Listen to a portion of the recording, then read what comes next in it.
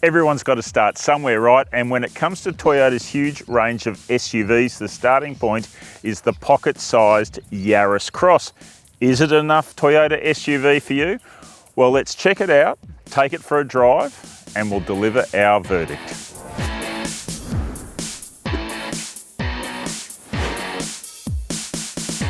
The first generation Toyota Yaris Cross has only been on sale in Australia since late 2020. As its name suggests, it's the crossover compatriot of the Yaris Mini hatch. And nowadays it outsells it nearly 5 to 1 despite being more expensive. It's a neat summation of how much SUVs have come to dominate passenger cars among Aussie buyers. Mini SUVs like the Yaris Cross aren't as popular as the larger compact and medium SUVs, so there's not quite so many choices for buyers. The Mazda CX-3 is easily the most popular model, while others in the mix are the Hyundai Venue, Kia Stonic and the Suzuki Jimny, although that's a very different proposition focused on off-roading. These days there are 7 models in the Australian Toyota Yaris Cross lineup, 4 front-wheel drive and 3 all-wheel drive. Pricing starts at about $30,000 before on-road costs and climbs to almost $40,000 before on-road costs for this urban all-wheel drive flagship we're testing today. Now that actually adds up to almost $45,000 on the road. That's a lot of money if you measure your bang for buck in terms of physical size. The Yaris Cross Urban comes with Toyota's usual 5-year unlimited kilometre warranty. The hybrid battery is protected for up to 10 years.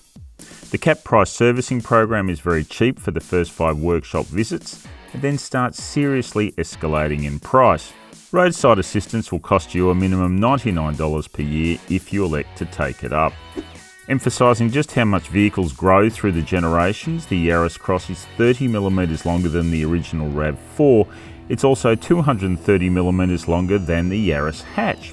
With its shark nose and SUV wheel arch cladding, the Yaris Cross also certainly has more attitude and altitude than the standard Yaris hatch. The Urban spec can be picked out by these 18-inch alloy wheels. The all-wheel drive version of the Yaris Cross Urban combines a 1.5 litre triple-cylinder petrol engine with no less than 3 electric motors. Now, one works with the engine to boost power and torque, second one sits on the rear axle to provide all-wheel drive, and the third one is focused on generating electricity to store in the hybrid battery. Check out the key numbers, and outputs aren't that big, but then nor is the fuel consumption number. And that's one of the key things you're paying for with the hybrid Yaris Cross: economy.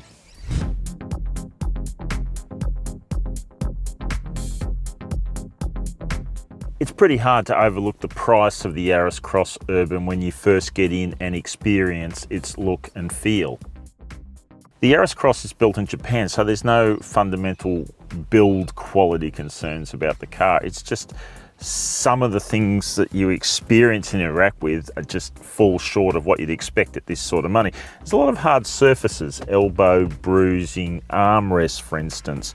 No mats or anything in the storage areas to stop things like phones or cups rattling around. What's meant to be leather or synthetic leather on the seats looks pretty vinyl-y and plasticky, and the chairs themselves, while they're generously sized, don't offer a lot of support in the corners. And there's some equipment shortfalls as well, like only single zone climate control and no power adjustment on the front passenger seat. There is some appreciated storage items in the Yaris Cross. These 2 bins in the centre stack and centre console work well. There's cup holders between the 2 seats. The glove box here, a bit small. Door bins will swallow bottles, which is great. But check this out, minimalist lidded bin here. I don't know what you'd fit in there, maybe a small mobile phone or something. The Yaris Cross received an infotainment boost in 2024 with the upgrade to a new, larger touchscreen. It's the usual current Toyota design, so there's no home screen where everything starts off from. Instead, you have to select functions via these sensors on the side, which can be a bit of an effort on the move. The dedicated hardwired volume button is appreciated, and buttons and dials for the climate control are a good feature too. The Yaris Cross Urban comes with wireless Apple CarPlay and Android Auto, as well as digital and AM/FM radio bands. There are 2 USB-C ports contained in the centre console. The instrument panel in the Yaris Cross Urban is digital, and being a hybrid, it replaces the tachometer for the engine with a power and economy meter. Also, up on the windshield, there's a head-up display. So all up, you get a comprehensive level of information. Befitting its overall size, the reversing camera and overhead views are pretty small in the Yaris Cross. There are only limited views and guides. Front and rear parking sensors support the cameras. Toyota delivered a major upgrade to the Yaris Cross in 2024, which boosted the capability of the autonomous emergency braking, so it had a broader and deeper range of capabilities. There were also improvements made to the active cruise control and lane keeping. The Yaris Cross has a 5-star ANCAP rating based on 2021 protocols, as well as 8 airbags. Okay, before we jump in the rear seat, let's just check out this door. It just doesn't open wide enough. Like if you're a parent with young kids trying to get them into a seat in here, it's not going to be helpful. Or if you're an older person with a bad hip or something, it's just going to make it more awkward. Could be done better. Pretty efficient space in the back seat here. Like 2 taller people can actually fit, as long as your friends in the front seat are willing to give a little space. Back seat features are limited. There are no adjustable air vents or USB ports, 1 map pocket, 2 door bottle holders and an armrest, including dual cup holders that doubles as a ski port. Considering the overall size of the vehicle, the 314 litre boot is actually a pretty good offering. However, notice if you go for the cheaper 2-wheel drive Yaris Cross, you get a larger 390 litre boot. Okay, fair to say at this stage the Yaris Cross Urban's value equation is making it look a bit rich. Maybe the drive experience will balance the books a bit.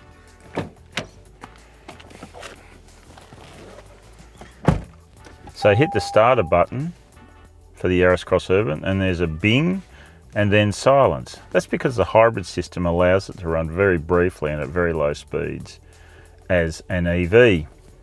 You can also press a button here that says EV mode, but there's very little evidence it actually ever works.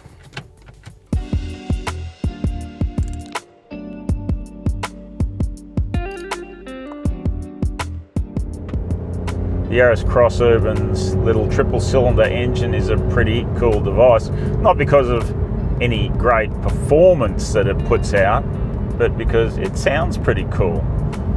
Triples, because of their firing order, make a pretty unique, gravelly, kind of cool engine and exhaust note. And it's kind of good that it does do that, because you hear plenty of it in the Yaris Cross.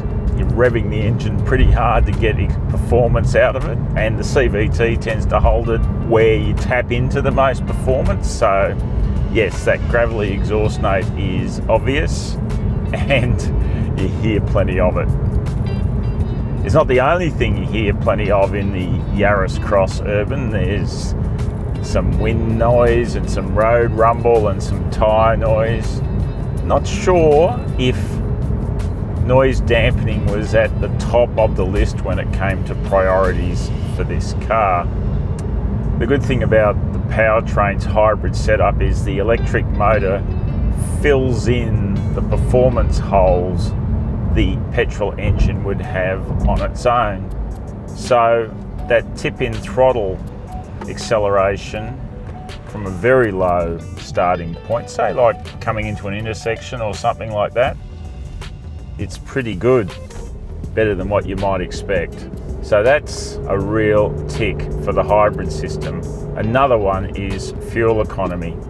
We didn't get anywhere near the claimed average, but we did get a pretty respectable number, 5.5 litres per 100 kilometres on our test loop with some pretty spirited driving. Now that undercuts any of its orthodox ICE rivals pretty clearly, and it's a real testament to the quality of the Toyota hybrid system, which has been around now for a couple of decades and really is effective. Powertrain package is backed up by a pretty sweet handling dynamic package. It's got really nice steering, accurate, quick, pretty light without being wafer light, which makes it good for both the highway and for around town manoeuvring. The body of the Yaris Cross also sits pretty flat in corners. There's no real suggestion of wobbliness or looseness at all, so that is reassuring too. Where the package falls down is in its ride.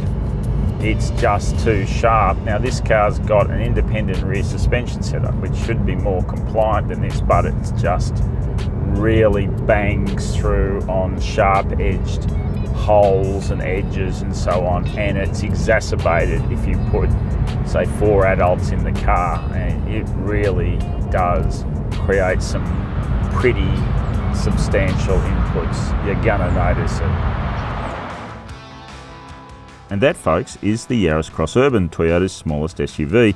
It's a vehicle with some real positives, including its frugal powertrain, and some real negatives led by its price.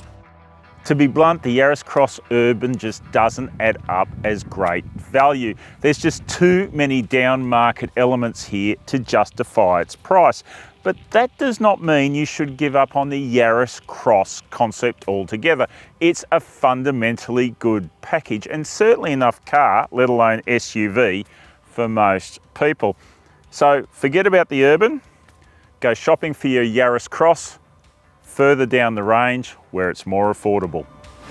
Thanks for watching. Don't forget to like and subscribe for more videos, and let us know what you think of this video in the comments below.